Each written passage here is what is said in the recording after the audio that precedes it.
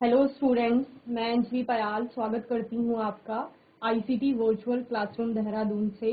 कैसे हैं आप सब लोग? उम्मीद करती हूँ आप सब लोग अच्छे होंगे और अपनी लाइफ में बहुत बेहतर कुछ कर रहे होंगे। आज हम बात कर रहे हैं क्लास 6 के साइंस की, और जैसा कि हमारा थर्ड चैप्टर जो कि केमिस्ट्री का आपका फर्स्ट चैप्टर है फाइबर टू फैब्रिक, इसका रिवीजन हम लोग यहाँ पर कर रहे थे। और रिवीजन में हमने एक बार दोबारा से सारे टॉपिक्स को बहुत अच्छे से पढ़ लिया है। अभी बात है क्वेश्चन आंसर्स की, यानी कि क्या क्या प्रश्न इससे बन सकते हैं और अगर वो प्रश्न आपके एग्जाम में पूछा जाता है तो किस प्रकार से आप उसका उत्तर लिखेंगे, इसके बारे में बात करेंगे। तो चैप्टर है हमारा फाइबर टू फैब्रिक, यानी तंतु से लेकर वस्त्र तक। ठीक है, वस्त्र क्या है जो हमने पहन रखे हैं, ये वस्त्र किससे मिलकर के बने हुए हैं? ये वस्त्र एक कपड़े से मिलकर के बना हुआ है। कपड़ा किससे मिलकर के बना हुआ है? कपड़ा आपका धागे से मिलकर के बना हुआ है, और वो धागा किससे मिलकर के बना है? तंतु से, यानी रेशे से मिलकर के बना हुआ है। तो उस रेशे से लेकर के और वस्त्रों तक की पूरी जर्नी हमने तय कर ली थी। इसके बाद बात है क्या क्या प्रश्न यहाँ पर पूछे जा सकते हैं। तो पहला प्रश्न है आपका, व्हाट इज फैब्रिक, यानी कि जिस कपड़े की आप बार बार बात कर रहे हैं कि बुनाई के बाद आपको कपड़ा मिल रहा है, तो वो कपड़ा एक्चुअली है क्या? ठीक है, तो जैसे मैंने बोला बुनाई के बाद, तो आप ऐसे ही लिखेंगे कि एक बुना हुआ पदार्थ होता है, एक सब्सटेंस होता है जो विविंग के या निटिंग के बाद आपको प्राप्त होता है, जो कि धागे से मिलकर के बना हुआ है और जिससे फिर क्या होता है, बाद में आप अलग अलग प्रकार के वस्त्र बनाते हैं। ओके, चलिए। तो fabric means a woven material, a textile or other materials resembling woven clothes. Fabric is made up of yarns. Fabric are made by the two main process known as weaving and knitting. ठीक है, क्या होती है? दो प्रकार की मुख्य प्रक्रियाएं होती हैं, एक विविंग होता है और दूसरा क्या होता है? निटिंग। विविंग क्या कहा था मैंने? जब दो धागों को एक साथ लगाया जाता है, एक ऊर्ध्व क्रम में एक क्षैतिज क्रम में, उसको विविंग का एक टाइप, बुनाई का एक प्रकार कहते हैं विविंग। दूसरा टाइप जिसमें एक ही प्रकार का धागा पूरी बुनाई में यूज होता है, जिसको निटिंग कहा जाता है। ठीक है, ये बुनाई की दूसरा प्रकार है। तो विविंग और निटिंग के द्वारा आप क्या बनाते हैं? कपड़ा बनाते हैं या बुनाई करते हैं धागों की आपस में, तो उसी को क्या कहा जाता है? आपका कपड़ा कहा जाता है। कपड़ा क्या है? कपड़े का अर्थ है एक बुना हुआ पदार्थ, एक कपड़ा या अन्य सामग्री जो बुने हुए कपड़े जैसा दिखता है। कपड़ा सूत से बना होता है, या आप क्या कहेंगे, धागा आप यहाँ पर लिख सकते हैं कि धागे से बना हुआ। कहीं कहीं पर जो आपका थ्रेड है या यान है उसके लिए सूत वर्ड भी यूज होता है, तो आप क्या लिख सकते हैं? कपड़ा धागे से बना होता है। और साथ ही कपड़े बुनाई और बुनाई के रूप में की जाने वाली दो मुख्य प्रक्रियाओं द्वारा बनाया जाता है। बुनाई और बुनाई के रूप में जानी जाने वाली, यानी कि विविंग जिसे आप कह रहे हैं और निटिंग कह रहे हैं। ठीक है, ये बुनाई की दो प्रकार है। चलिए नोट करेंगे, फिर आगे देखेंगे।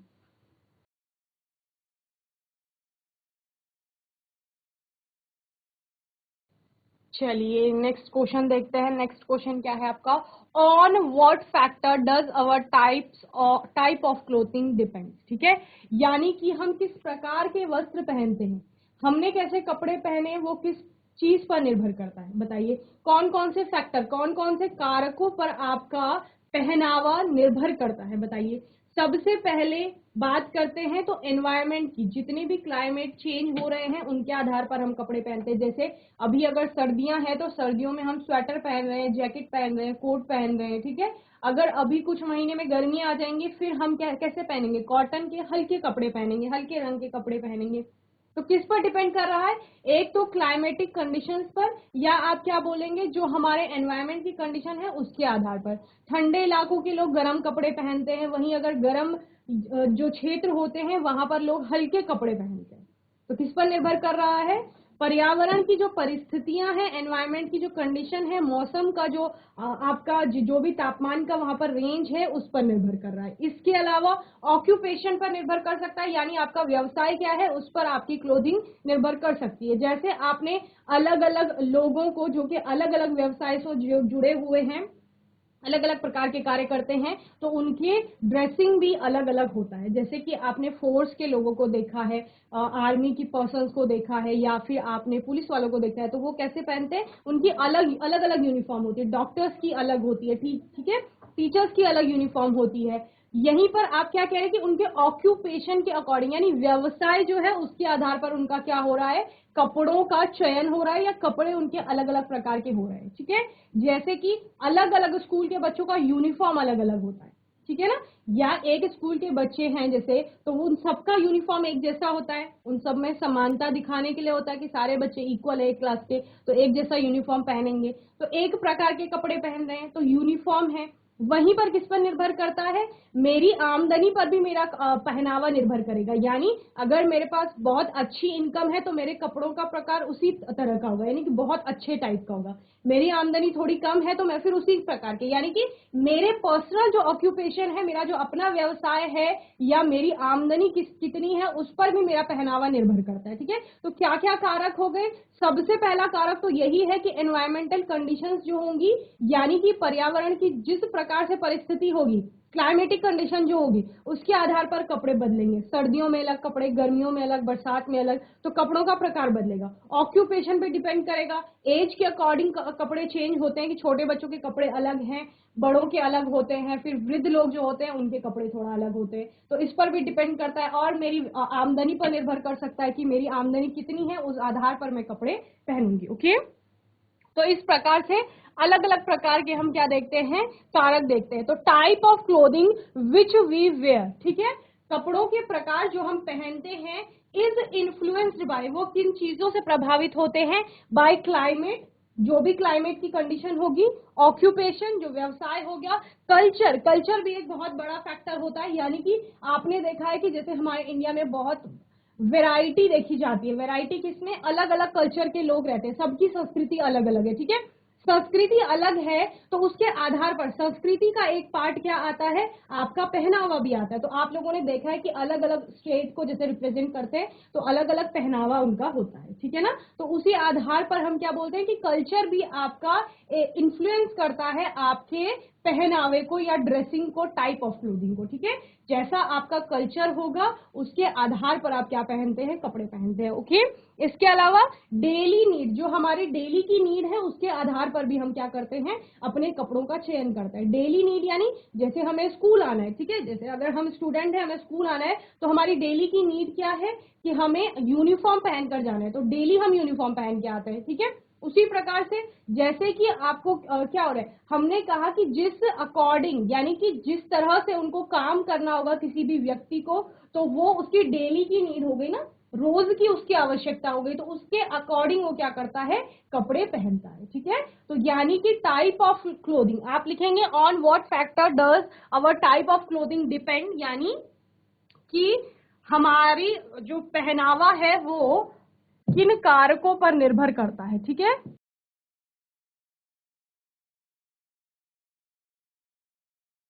हमारा पहनावा किन कारकों पर निर्भर करता है या किन कारकों से प्रभावित होता है, आप लिख सकते हैं।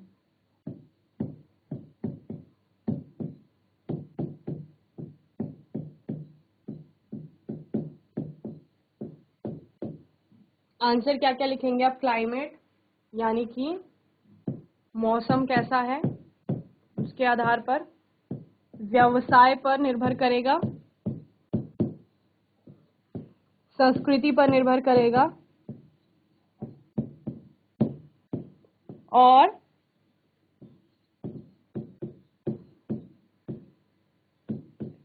प्रतिदिन की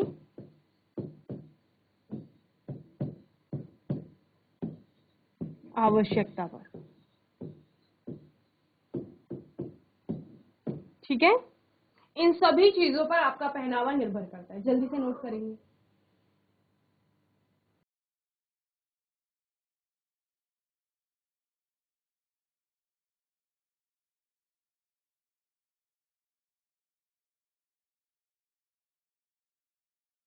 चलिए नेक्स्ट क्वेश्चन देखते हैं। Why are cotton and woollen cloth rough and silk rayon nylon polyester smooth to touch, ठीक है। क्या कह रहे हैं कि जो आपके कॉटन के और वुलन के क्लोथ हैं, यानी कि जो आपके सूती कपड़े हैं और ऊनी कपड़े हैं, वो टच करने में कैसे लगते हैं आपको, स्मूथ से लगते हैं, आपको रफ से लगते हैं, ठीक है। यानी कि थोड़ा सा कैसे हो रहे हैं, खुरदुरे प्रतीत हो रहे हैं। कौन कौन से कपड़े बोला मैंने, एक सूती कपड़े और दूसरा ऊनी कपड़े, वो आपको खुरदुरे लग रहे हैं। लेकिन सिल्क, रेयॉन, नायलॉन, पॉलिस्टर, ये सब कैसे लगते हैं? ये सब स्मूथ लगते हैं, यानी कि थोड़ा चिकने लगते हैं। ठीक है, तो क्यों लग रहे हैं? तो बच्चे पहले तो टाइप्स ऑफ फाइबर आप देख लीजिए। क्या क्या कहा?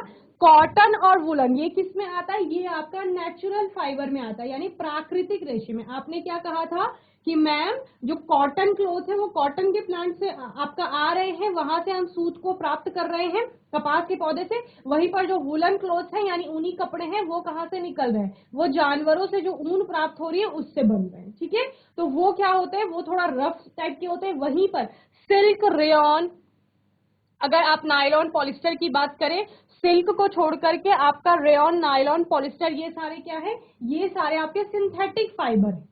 समझ रहे हैं? सिल्क, आपका सिल्क भी नेचुरल फाइबर में आता है, क्योंकि आप क्या कहते हो, सिल्क मॉथ या सिल्क वॉर्म से आप उसको प्राप्त करते हैं। ओके, तो यही पूछा जा रहा है कि क्यों roughness of cotton and woollen fibre is due to presence of many folds and uneven surface in it. ठीक है, जो वो रफनेस आ रही है वो किसके कारण आ रही है? अगर आप कह रहे हैं कि कपड़े हमें खुरदुरे प्रतीत हो रहे हैं, तो खुरदुरे प्रतीत कोई चीज कब होती है? आपने जैसे फ्लोर देखा है, फर्श देखा होगा नीचे, तो वो क्या होता है? जिनमें थोड़ा सा क्या होता है, उतार चढ़ाव होता है, या फिर आप क्या कहते हैं, अनइवन सरफेस होती है, इक्वल नहीं होती है सरफेस, तो वो आपको खुरदुरी प्रतीत होती है।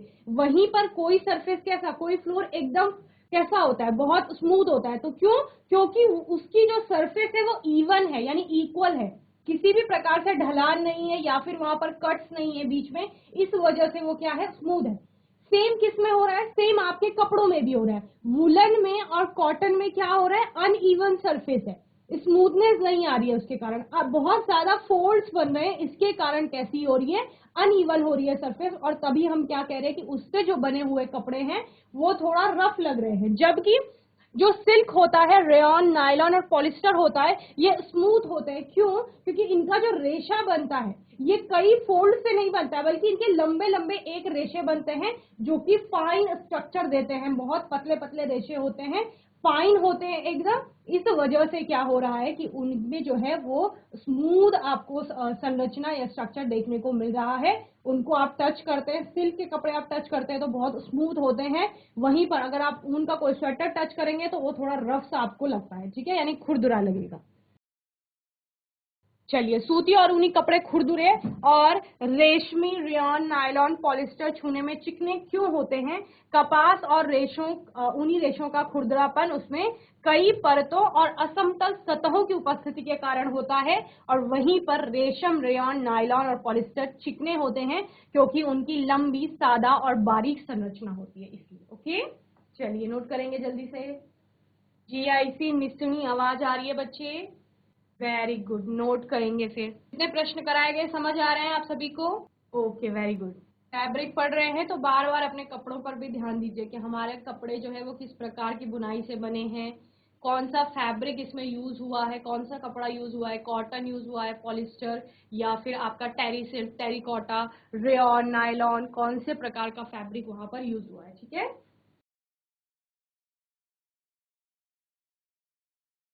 चलिए नेक्स्ट क्वेश्चन देखते हैं।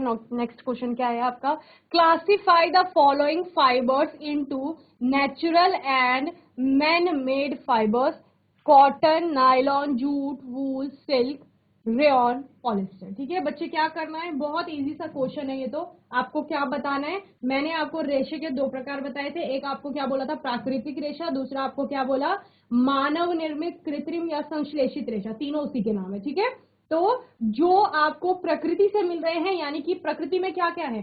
जानवर हैं और पेड़ पौधे, इनसे जो रेशा मिल रहा है उसको आप प्राकृतिक रेशा कह रहे हैं। और जिसको आप लेबोरेटरीज में सिंथेसाइज करवा रहे हैं, यानी प्रयोगशालाओं में रसायनों की सहायता से, मदद से आप बना रहे हैं, उनको क्या कहा जा रहा है? मैन मेड या सिंथेटिक फाइबर कहा जा रहा है। ठीक है, तो आपको यहाँ पर कौन कौन सा दिया गया है? कॉटन दिया गया है, नायलॉन, जूट, वूल, सिल्क, रेयॉन, पॉलिस्टर। आपको क्या करना है? आपको इनमें से छांटना है। क्या छांटना है? एक आपको नेचुरल फाइबर बताने हैं, यानी प्राकृतिक रेशे कौन से होते हैं, और दूसरे मैन मेड फाइबर्स कौन से होते हैं। ठीक है, हमें पता है कॉटन कहाँ से मिल रहा है बच्चे? कॉटन में जितने भी नेचुरल फाइबर है उनको ग्रीन कलर से आपका सर्कल कर देती हूँ। कॉटन कहाँ से मिल रहा है? कॉटन आपको मिल रहा है कपास के पौधे से। कॉटन प्लांट से मिल रहा है, तो यानी कि ये कैसा है आपका, ये आपका नेचुरल फाइबर है।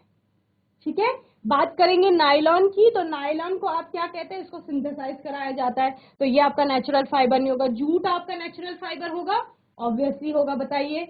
अगर जूट आपका नेचुरल फाइबर है तो हाथ उठाइए, यानी जूट प्राकृतिक रेशे में आता है। जूट आपका, जूट की बात हो रही है, क्या जूट आपका प्राकृतिक रेशा है, ये आपको प्रकृति से मिल रहा है? अगर आपका आंसर यस है तो हाथ उठाइए। वेरी गुड, पीछे एक गर्ल ने हैंड रेस किया है। तो जूट हमें कहाँ से मिल रहा था बच्चों, कल मैंने आपको इतना जूट के बारे में बताया, भीमल का एग्जाम्पल दिया आपको। तो जूट हमें पेड़ पौधों से मिल रहा है ना, तो कैसा है, प्राकृतिक रेशा है, समझ रहे हैं। जूट जूट के प्लांट से मिल रहा है। हमने क्या बोला, पौधे को उगाएंगे, जब वो मैच्योरिंग स्टेट में जाएगा तो आप क्या कर लेंगे, उसको काट लेंगे पौधे को, तो पौधे से मिल रहा है ना, पेड़ से मिल रहा है आपको, उसके तने से मिल रहा है, तो वो क्या है, प्राकृतिक रेशा है। तो जूट भी आपका क्या हो गया, नेचुरल फाइबर हो गया। वेरी गुड जीआईसी निशनी। एक गर्ल ने पीछे हैंड रेस किया था। वूल, अब बताइए, ऊन, ऊन प्राकृतिक रेशा है या मैनमेड फाइबर है, कृत्रिम रेशा, यानी कि जिसको आप क्या कह रहे हो, मैन मेड फाइबर कह रहे हो, मनुष्य के द्वारा संश्लेषित रेशा, वूल, ऊन। ओके, क्या ऊन आपका प्राकृतिक रेशा है? ओके, कुछ बच्चों ने हाथ उठाया है। तो ऊन हमारा किस में आता है, प्राकृतिक रेशे में आता है। क्यों आता है, क्योंकि ये जानवरों से हम प्राप्त कर रहे हैं, तो जानवर किसका हिस्सा है, प्रकृति का हिस्सा है, तो इसको हम क्या कहते हैं, प्राकृतिक रेशा कहते हैं। किसको, वूल को, ऊन को यानी। ठीक है, सिल्क कैसा है, सिल्क रेशम, रेशम कहाँ से उत्पादन हो रहा है रेशम का, बताइए, रेशम के कीट से हो रहा है। क्या रेशम आपका प्राकृतिक रेशा है, जल्दी बताइए। तो सिल्क आपका क्या है, वेरी गुड, नेचुरल फाइबर है। ओके, आप अपना आंसर चैट के माध्यम से दे सकते हैं, ठीक है ना।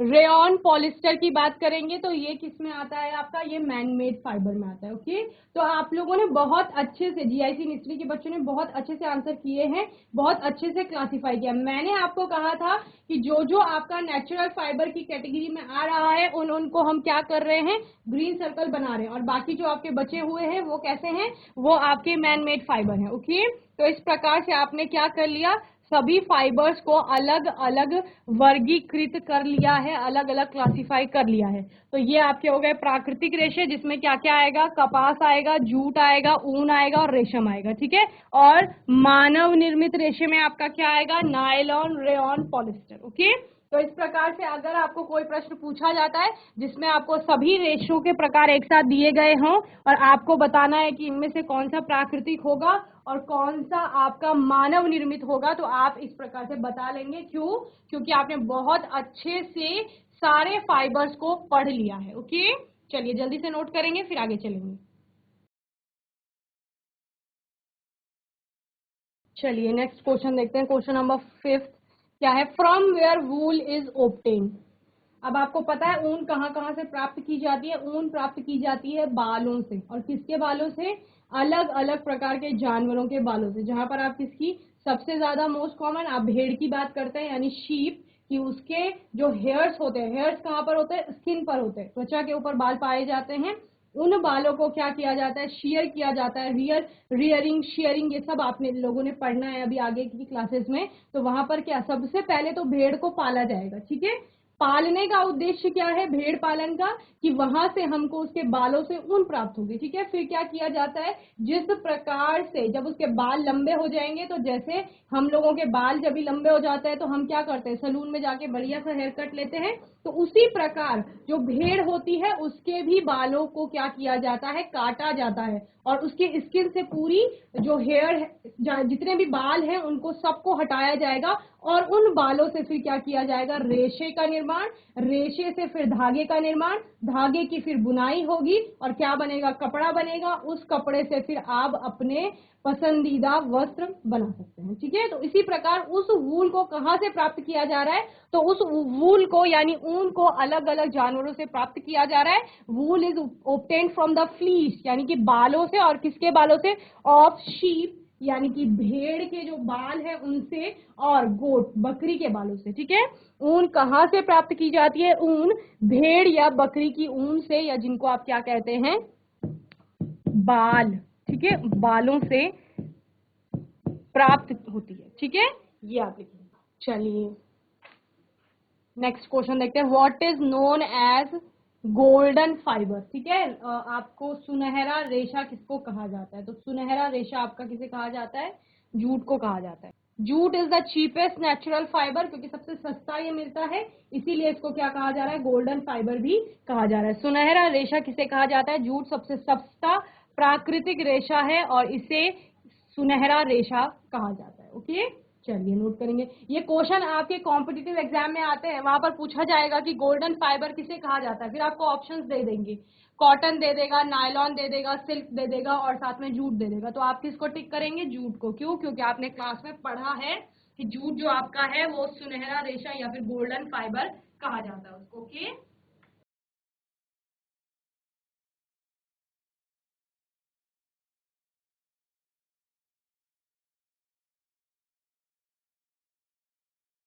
चलिए नेक्स्ट क्वेश्चन।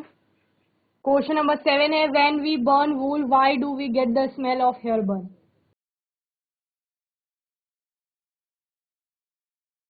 वूल को जलाते हैं ना जब, ऊन को, तो बालों के जलने की जैसे स्मेल क्यों आ रही है बताओ? हमने क्या कहा? जो ऊन है आपकी, वो आप कहाँ से, सपोज आपने भेड़ से प्राप्त की, ठीक है, तो भेड़ के किससे प्राप्त की बताओ? भेड़ के बालों से प्राप्त की ना आपने। तो इनडायरेक्टली अगर आप ऊन को जला रहे हैं तो आप जला क्या रहे हो? आप भेड़ के बालों को ही तो जला रहे हो। तो जब ऊन जलेगी तो बालों के जलने की स्मेल आएगी ऑब्वियसली। समझ रहे हैं ना?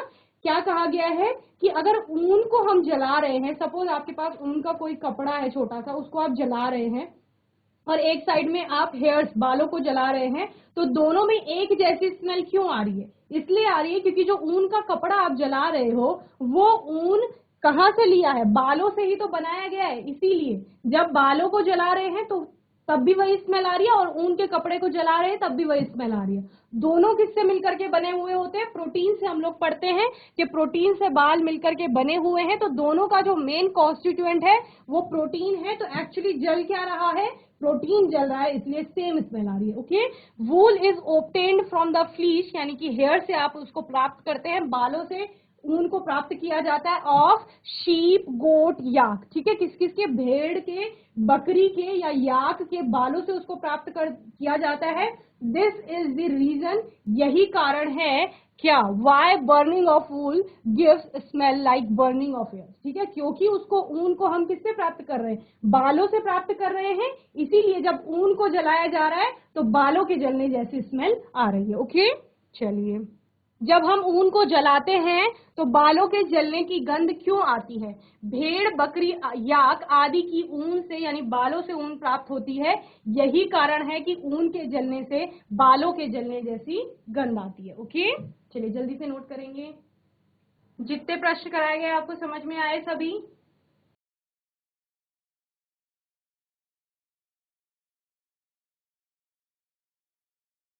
चलिए बातें नहीं करेंगे बच्चे। क्वेश्चन नंबर 8 है आपका, name the plant from which jute is obtained, from which of its part do we get jute. ठीक है, तो जूट के बारे में आपने बहुत कुछ पढ़ा है। क्या कहा जा रहा है कि जूट का जो रेशा है उसको किस पौधे से लिया जा रहा है और कौन से पार्ट से लिया जा रहा है? तो जूट पटसन, आप पढ़ते हैं कि पटसन से जूट का उत्पादन किया जाता है, और वहीं पर पूरे पौधे के कौन से पार्ट से, क्या वो फ्लावर से ले रहे हैं, बीज से ले रहे हैं, पत्तियों से आप रेशा बना रहे हैं, जड़ से बना रहे हैं, तने से बना रहे हैं? तो किससे बना रहे हैं?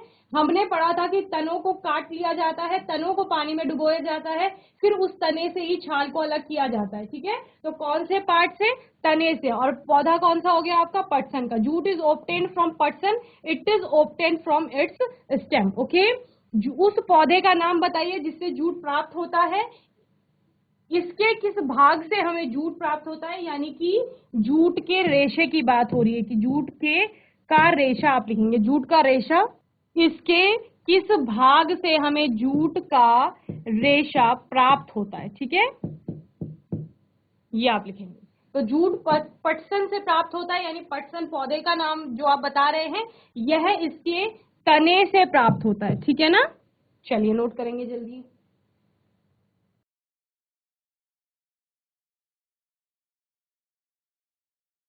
चलिए, क्वेश्चन है आपके पास, which part of these plants have fibres. ठीक है, होमवर्क में करना है ये क्वेश्चन आपको। क्वेश्चन है आपके पास होमवर्क में, विच part of these plants have fibres, यानी कि ये आपको नाम दिए गए हैं और इनका आपको प्लांट्स का पूरा बताना है कि कौन से पार्ट से फाइबर को ऑब्टेन किया जा रहा है। ठीक है, जैसे कॉटन है, कपास, तो उसके कौन से पार्ट से प्राप्त किया जा रहा है रेशे को, आम के कौन से पार्ट से किया जाएगा, कोकोनट यानी नारियल, बनाना यानी कि केला, उसके कौन से पार्ट से रेशे को प्राप्त किया जाएगा। ये क्वेश्चन आपका होमवर्क का है बच्चों। जो भी आज के क्वेश्चन कराए गए हैं मैं उम्मीद करती हूँ आपको सभी समझ में आए होंगे। कोई क्वेश्चन होगा, डाउट होगा तो आने वाले सेशन में आप लोग पूछ लेंगे।